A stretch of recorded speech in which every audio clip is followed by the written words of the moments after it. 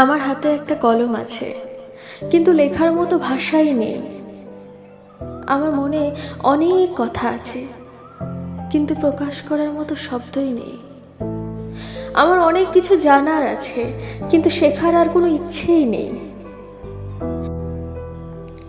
আমার পছন্দের তো অনেক কিছুই আছে, কিন্তু আমি এটাকে ভালোবাসি বলার ক্ষমতাই নেই।